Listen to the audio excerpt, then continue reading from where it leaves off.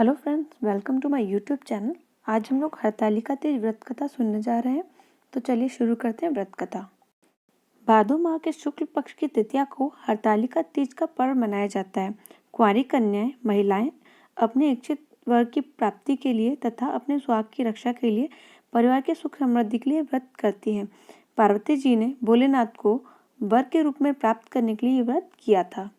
अथ हरतालिका तीज व्रत कथा एक पौराणिक कथा के अनुसार, जिसके दिव्य वेश राशि पर मंदार के पुष्प की माला शोभा देती है, जिस भगवान चंद्रशेखर के कंठ में मुंडों की मालाएं पड़ी हुई हैं, जो माता पार्वती दिव्य वस्त्रों दिगंबर वेश धारण किए हैं, उन दोनों भगवती तथा शंकर को नमस्कार करता हूँ। कैलाश पर्वत के शिखर पर माता पार्वती ने महादेव से पूछा, हे महेश्वर, अब हमसे आप गुप्त से गुप्त वार्ता कहिए, जो सबके लिए सब धर्मों से सरल हो अथवा महान फल देने वाली हो। हे नाथ, अब आप हमसे भली भांति प्रसन्न होकर आप मेरे सम्मुख प्रकट कीजिए। हे नाथ, यदि आदि और अंत रहित है, आपकी माया का कोई पार नहीं है। हमने आपको किस प्रकार से प्राप्त किया है, कौन कौन से दान पुण्य फल आदि से आप हमें वर के रूप में मिले हैं।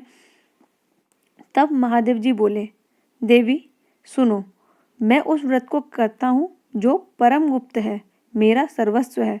जैसे तारागणों में चंद्रमा, ग्रहों में सूर्य, वर्णों में ब्राह्मण और देवताओं में गंगा, पुराणों में महाभारत, वेदों में सामवेद, इंद्रियों में मन श्रेष्ठ है, वैसे वेद पुराण में इसका वर्णन आया है, जिसके प्रभाव से तुमको मेरा आसन प्राप्त हुआ है। हे प्रिय, यही मैं तुमसे वर्णन करता हूँ। अब सुनो।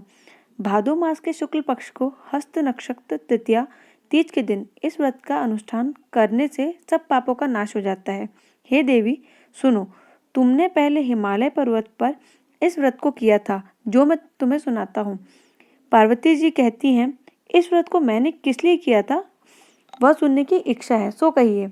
शंकर जी बोले, आर्यवर्त में हिमांचल नामक एक पर्वत है, जहाँ अनेक प्रकार के पक्षीगण रहते हैं, अनेक प्रकार के मृग आदि जहाँ विचरण करते हैं, जहाँ देवता गंधर्वों सहित किन्नर आदि सिद्धजन रहते हैं। गंधर्वगण प्रसन्नता पूर्वक गान करते हैं। पहाड़ों के शिखर कंचन मणि आदि से सुशोभित रहते हैं। वह गिरिराज आकाश को अपना मित्र जानकर अपने शिखर रूपी हाथ से छूता रहता है, जो सदैव बर्फ से ढका हुआ है। गंगा जी कलकल ध्वनि से शब्द मान रखते हैं। हे गिरजे, तुमने बाल्यकाल में इसी स्थान पर तप किया था। 12 साल के नीचे को मुख करके धूम्रपान किया। तब फिर 64 वर्ष तुमने बेल के पत्तों का भोजन करके ही तप किया। माघ के महीने में जल में रहकर तथा वैशाख में अग्नि में प्रवेश करके तप किया। श्रावण के महीने में बाहर खुले में निवास कर अन्न जल त्याग कर तप करती रही। तुम्हारे कष्ट को देख तुम्हारे पिता को चिंता हुई। वे चिंतातुर होकर सोचने लगे कि मैं इस कन्या को किसके साथ वरण करूं। तब देवर्षि नारद जी ने तुमको देखा, तो तुम्हारे पिता हिमाचल ने देवर्षि को पद्म आसन देकर सम्मान सहित बिठाया और कहा, हे मुनिवर, आज आपने यहाँ तक आने का कष्ट कैसे किया। आज मेरा अहोभाग्य है कि आपका शुभागमन यहाँ पर हुआ। कहिए, क्या आज्ञा है। तब नारद जी बोले, हे गिरिराज, मैं विष्णु का भेजा हुआ आया हूँ। तुम मेरी बात सुनो। आप अपनी पुत्री के लिए उत्तम वर प्रदान करें। ब्रह्मा, इंद्र, शिव आदि देवताओं में विष्णु के समान कोई नहीं है, इसलिए मेरे मत से आप अपनी पुत्री का दान विष्णु भगवान को दें। हिमाचल बोले, यदि भगवान वासुदेव स्वयं ही पुत्री को ग्रहण करना चाहते हैं और इसी कार्य के लिए आपका आगमन हुआ है, तो यह मेरे लिए गौरव की बात है। मैं अवश्य ही उनको अपनी पुत्री दूंगा। हिमाचल की यह कथा सुनते ही देवर्षि नारद जी आकाश में अंतर्ध्यान हो गए और शंख, चक्र, गदा, पद्म एवं पीताम्बरधारी विष्णु के पास जा पहुंचे।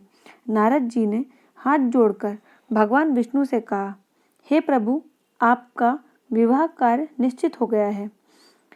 पर्वतराज हिमाचल ने प्रसन्नतापूर्वक अपनी पुत्री से कहा, हे पुत्री, मैंने तुमको गरुण ध्वज भगवान विष्णु को अर्पण कर दिया है। पिता के वाक्यों को सुनते ही पार्वती जी अपनी सहेली के घर गईं और पृथ्वी पर गिरकर अत्यंत दुखित होकर विलाप करने लगी। उनको विलाप करते हुए देख सखी बोली, हे देवी, तुम किस कारण से दुखी पाती हो? मुझे बताओ, मैं अवश्य तुम्हारी इच्छा पूर्ण करूंगी। तब पार्वती जी बोली, हे सखी, सुन, मेरी जो मन की अभिलाषा है अब मैं सुनाती हूँ। मैं महादेव जी का वरण करना चाहती हूँ, इसमें संदेह कोई नहीं है। मेरे इस कार्य को पिताजी ने बिगाड़ना चाहा है, इसलिए मैं अपने शरीर का त्याग करूंगी। तब पार्वती जी के इन वचनों को सुनकर सखी ने कहा, हे देवी, जिस वन को पिताजी ने न देखा हो तुम वहां चली जाओ। तब हे देवी पार्वती जी, तुम उस अपनी सखी का वचन सुनकर ऐसे वन को चली गई। पिता हिमाचल तुमको घर पर ढूंढने लगे और सोचा कि मेरी पुत्री को या तो कोई दानव किन्नर हरण करके ले गया है। मैंने नारद जी का यह वचन दिया था कि मैं अपनी पुत्री को गरुण ध्वज भगवान के साथ वरण करूंगा। हाय, अब यह किस तरह पूरा होगा? ऐसा सोचकर बहुत चिंतातुर होकर मूर्छित हो गए। तब सब लोग हाहाकार करते हुए दौड़े आए और मूर्छा को नष्ट होने पर गिरिराज से बोले, हमें अपनी मूर्छा का कारण बताओ। हिमाचल बोले, मेरे दुख का यह कारण है कि मेरी रत्न रूपी कन्या का कोई हरण कर ले गया है, या सर्प डस गया है, अथवा किसी सिंह या व्याघ्र ने उसे मार डाला है। न जाने वह कहाँ चली गई है, उसे किसी राक्षस ने मार डाला है। इस प्रकार कहकर हिमाचल दुखी होकर इस तरह कंपन करने लगे जैसे तीव्र वायु चलने पर कोई वृक्ष कांपता है।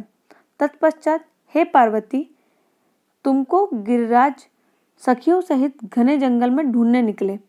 सिंह, व्याघ्र आदि हिंसक जंतुओं के कारण वन महाभयानक प्रतीत होता था। तुम भी सखी के साथ जंगल में घूमती हुई भयानक जंगल में एक नदी के तट पर एक गुफा में जा पहुंची। उस गुफा में तुम अपनी सखी के साथ प्रवेश कर गई। वहां तुम अन्न जल का त्याग करके बालू का लिंग बनाकर मेरी आराधना करती रही। उसी स्थान पर भाद्र मास की हस्त नक्षत्र में युक्त तृतीया के दिन तुमने मेरा विधि विधान से पूजन किया। तब रात्रि में मेरा आसन डोलने लगा। मैं उस स्थान पर आ गया जहाँ तुम और तुम्हारी सखी दोनों थी। मैंने आकर तुमसे कहा, मैं तुमसे प्रसन्न हूँ, मुझसे वरदान मांगो। तब तुमने कहा, हे देव, यदि आप मुझसे प्रसन्न हैं तो आप महादेव ही मेरे पति हों। मैं तथास्तु ऐसा ही होगा कहकर कैलाश पर्वत को चला गया। तुमने प्रभात होते ही उस बालू की प्रतिमा को नदी में विसर्जित कर दिया। हे शुभे, तुमने वहां अपनी सखी सहित व्रत का पारायण किया। इतने में हिमवाम भी तुम्हें ढूंढते हुए वन में आ पहुंचे। वह चारों ओर तुम्हें न देखकर मूर्छित होकर जमीन पर गिर पड़े। उस समय नदी के तट पर दो कन्याओं को उन्होंने देखा तो वे तुम्हारे पास आ गए, तुम्हें हृदय से लगाकर रोने लगे और बोले, तुम इस सिंह व्याघ्र आदि युक्त घने जंगल में क्यों चली आई? पार्वती जी बोली, हे पिता, सुनिए, मैंने पहले ही अपना शरीर शंकर जी को समर्पित कर दिया था, किंतु आपने इसके विपरीत कार्य किया, इसलिए मैं वन में चली आई।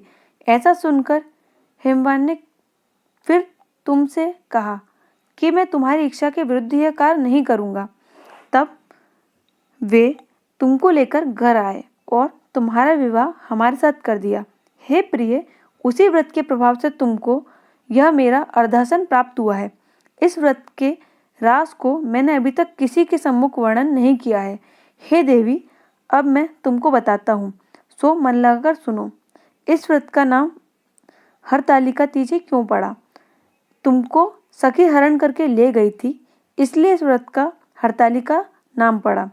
पार्वती जी बोली, हे स्वामी, व्रतराज का नाम तो बताया, किंतु इसकी विधि फल भी बताइए। इसके करने से किस फल की प्राप्ति होती है? तब शंकर जी बोले, कि स्त्री की जाति अत्युत्तम व्रत की विधि सुनिए। सौभाग्य की इच्छा रखने वाली स्त्री इस व्रत को विधिपूर्वक करे। उसमें केले के खम्भों के मंडप बनाकर बंधनवारी से सुशोभित करे। उसमें विविध रंगों से रेशमी वस्त्र की चांदनी तान देवे। फिर चंदन आदि सुगंधित द्रव्यों से लेपन स्त्रियों को एकत्रित होकर शंख मृदंग बजावें। विधि पूर्वक मंगलाचार करके रात्रि जागरण करना चाहिए। शंकर और गौरा की स्वर्ण निर्मित प्रतिमा को स्थापित करें। फिर शिव जी व पार्वती जी का गंध, धूप, दीप, पुष्प आदि से विधि सहित पूजन कर विभिन्न प्रकार के नैवेद्य का भोग लगा दें और रात को जागरण भी करें। नारियल, सुपारी, जवारी, नींबू, लौंग आदि फलों से को एकत्रित करके धूप आदि मंत्रों द्वारा पूजन करके कल्याण स्वरूपा शिव, हे मंगल रूप महेश्वर, हे शिवे, आप हमें सब मनोकामनाओं को देने वाली देवी कल्याण रूपिणी, तुमको नमस्कार है। कल्याण स्वरूप माता पार्वती जी, हम आपको नमस्कार करते हैं। और फिर शंकर जी को नमस्कार करते हैं। ब्रह्मा रूपिणी, जगत की पालन करने वाली माता जी, आपको नमस्कार करते हैं। हे सिंहवाहिनी, सांसारिक भय को व्याकुल हूँ, मेरी रक्षा करें। महेश्वरी, मैंने इसी अभिलाषा से आपका पूजन किया है। हे पार्वती माता, आप हमारे ऊपर प्रसन्न होकर मुझे सौभाग्य प्रदान कीजिए। इस प्रकार कहकर मंत्रों द्वारा प्रार्थना कर, स्मरण कर उनका पूजन करें। विधि विधान सहित कथा सुनकर गौ वस्त्र तथा आभूषण ब्राह्मणों को दान करें। इस प्रकार से पति तथा पत्नी दोनों को एक चित्त होकर पूजन करें। वस्त्र, आभूषण आदि संकल्प द्वारा ब्राह्मण को दक्षिणा दें। हे देवी, इस प्रकार के व्रत को करने वाले के सभी पाप नष्ट हो जाते हैं। वह 7 जन्म तक राज्य सुख और भाग्य को भोगती है। जो स्त्री इस तृतीया के दिन अन्न आहार ग्रहण करती है, व्रत को नहीं करती है, वह 7 जन्म तक वंध्या एवं विधवा होती है। जो स्त्री इस व्रत को नहीं करती है, वह धन और पुत्र शोक से अधिक दुख को भोगती है। वह घोर नरक में रहकर कष्ट पाती है। इस दिन अन्नाहार करने वाली शुक्री, फल खाने वाली बानरी तथा जल पीने वाली टिटहरी, शरबत पीने वाली जोंक, दूध पीने वाली सांपिनी, मांस खाने वाली मुर्गी का जन्म पाती है। स्त्रियों को परलोक सुधारने के लिए व्रत करना चाहिए। व्रत के दूसरे दिन व्रत का पारायण करने के पश्चात चांदी, सोना, तांबे या कांसा के पात्र में ब्राह्मण को अन्नदान करना चाहिए। इस व्रत को करने वाली स्त्रियां मेरे समान पति को पाती हैं। मृत्यु काल में पार्वती जैसे रूप को प्राप्त करती हैं। जीवन में सांसारिक सुख को भोग कर परलोक में मुक्ति पाती हैं। हजारों अश्वमेध यज्ञों को करने से जो फल प्राप्त होता है, वह फल मनुष्य को इस कथा को सुनने से मिलता है। हे देवी, मैंने तुम्हारे सम्मुख यह सब व्रतों को उत्तम व्रत का वर्णन किया है। इसके करने से मनुष्य के समस्त पापों का नाश हो जाता है। बोलो पार्वती मैया की जय। तो दोस्तों, कैसी लगी आपको ये कथा? हमें कमेंट बॉक्स में जाकर ज़रूर बताइएगा। इस वीडियो को लाइक करना और चैनल को सब्सक्राइब करना बिल्कुल मत भूलिएगा। धन्यवाद।